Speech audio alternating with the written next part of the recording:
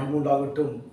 நாம் தியானித்த வண்ணமாக தகுந்த காலத்தில் தேவன் நமக்கு எல்லாவற்றையும் செய்கிறவராக, சகலத்தையும் அதினது காலத்தில் நேர்த்தியாக செய்தவராக நாம் தியானித்தோம்.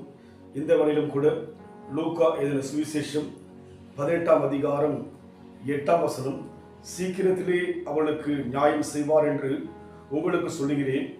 ஆகிலும் மனுஷகுமாரன் வரும்போது பூமியிலே விசுவாசத்தை காண்பாரோ என்றார். சீக்கிரத்திலே அவளுக்கு நியாயம் செய்வார். தகுந்த காலத்திலே, அதினதின் காலத்திலே நேர்த்தியாய் செய்கிறவராக நாம் தியானித்தோம். இந்த வழியிலும் கூட நம்மை உற்சாகப்படுத்தும்படியாக சீக்கிரத்தில் நியாயம் செய்கிறவராக தேவனை பார்க்கிறோம். பல மாதங்களாக, பல ஆண்டுகளாக நம் வாழ்விலே நாம் எதிர்பார்த்த காரியங்கள் தாமதமாவதினாலே நம்முடைய இருதயமானது தவிக்கின்றதாய், தத்தளிக்கின்றதாய், சோர்கின்றதாய் இருக்கிறது. ஆனால் சீக்கிரத்தில் அவர்களுக்கு நியாயம் செய்வார் என்று உங்களுக்கு சொல்கிறேன் என்று சொல்லி ஆண்டவர் ஒரு காரியத்தை சொல்வதை பார்க்கிறோம். இன்றைக்கு நம் வாழ்க்கையில் கூட முடியுமா, நடக்குமா என்ற ஒரு கேள்வி இருக்கிறது.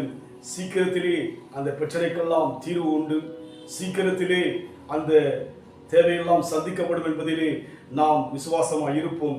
யாருக்கு சீக்கிரத்தில் செய்வார் என்று பார்ப்போம் என்று சொன்னார்.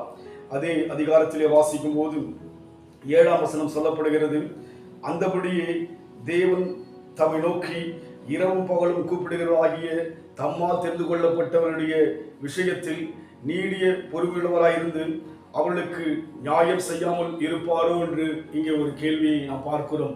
அவர் நியாயம் செய்ய வல்லவர். நம்முடைய வாழ்விலே நம்முடைய பிரச்சனையை தீர்க்க அவர் உண்மையுள்ளவர். எப்பொழுது இரவும் பகலும் அவரை நோக்கி கூப்பிடுகின்ற அனுபவம் நமக்கு மிக அவசியமாக இருக்கிறது.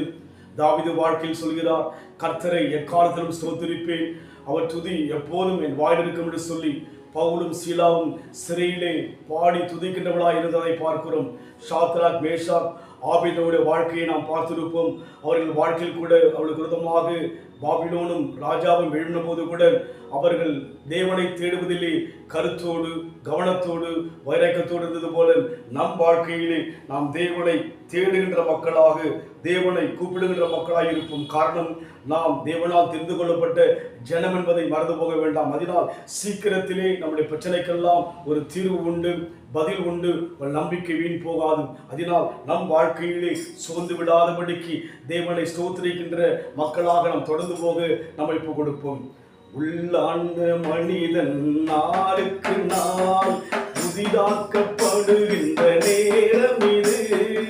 உள்ளான மனிதன் நாளுக்கு நாள் புதிதாக்கப்படுகின்ற நேரம் இது. சோர்ந்து போகாதே, நீ சோர்ந்து போகாதே, சோர்ந்து போகாதே, நீ சோர்ந்து போகாதே. அது சீக்கிரத்தில் நீங்கிவிடும், இந்த லேசான உபத்திரவும் அது சீக்கிரத்தில் நீங்கிவிடும், இந்த லேசான உபத்திரவும்.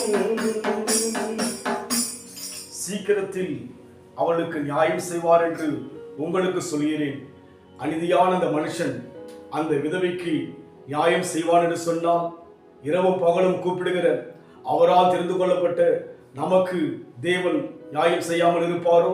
சீக்கிரத்திலே நியாயம் செய்வார், சீக்கிரத்திலே பதில் கொடுப்பார், சீக்கிரத்திலே அற்புதம் செய்வார், சீக்கிரத்திலே அதிசயம் செய்வார் என்று நாங்களுடைய வார்த்தையை ஆண்டவரே நினைத்து ஸ்தோத்திரிக்கிறோம், நாங்கள் விசுவாசிக்கிறோம். எங்கள் வாழ்க்கையில் இந்த பிரச்சனை சீக்கிரத்திலே ஆண்டவரே முடித்துக் கொடுக்க போவதற்காக நமக்கு நன்றி செலுத்துகிறோம். ஐயா, ஆசீர்வதிங்க இயேசுவின் நாமத்தில் பிதாவே, ஆமென். கர்த்தர் ஆசீர்வதிப்பாராக.